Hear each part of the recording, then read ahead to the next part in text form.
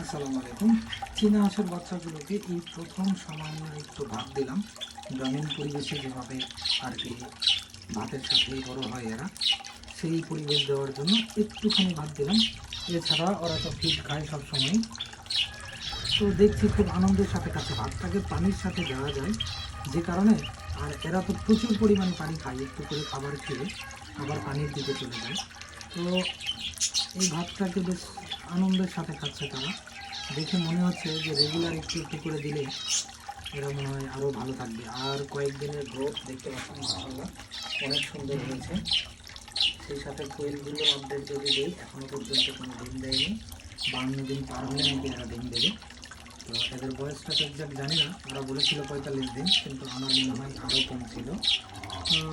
গ্রোথটা যদি বলি, গ্রোথ কিন্তু বেশ ভালো আছে। যদি গ্রোথটা দেখেন, মাশাআল্লাহ অনেক গ্রোথ আছে, কিন্তু এখন পর্যন্ত ডিম দেয়নি। দেওয়া শুরু করলে হয়তো ভালোভাবে দিবে। সেই সাথে বাজরিগার পাখিটা এখানে এই তো ডিম দেওয়া শুরু করেছে। গতকাল পর্যন্ত 3টে ডিম রেখেছি এবং রেগুলার বসে থাকছে, যেটা খাঁচায় রাখা অবস্থায় ফিমেলটা ডিমের উপরে বসতোই না, তা দিত না। এখন দেখছি রেগুলার তা দিচ্ছে, তা মনে হয় এবার ব্রিড করবে, বাচ্চা ফুটাবে। আর এই পাখিগুলোর আপডেট আপাতত এরকমই আছে, কোনো আপডেট নেই। ঘুঘুগুলো বাসা নেওয়ার চেষ্টা করছে, কিন্তু বাসা নিতে পারছে না, কোথায় নেবে। আর এখানে আমি গাছ দিয়েছিলাম, গাছগুলোকে ওরা খেয়ে ফেলছে। পরে ওগুলোকে সরিয়ে আমি একটু যাতে ভাষা তৈরি করতে পারে সেই রকম একটু ম্যাটেরিয়ালস দিয়ে রেখেছি, দেখা যাক কী হয়। এই ছিল আজকের আপডেট। দেখা হবে পরবর্তী ভিডিওতে। সবাই ভালো থাকবেন, সুস্থ থাকবেন। আল্লাহ হাফেজ।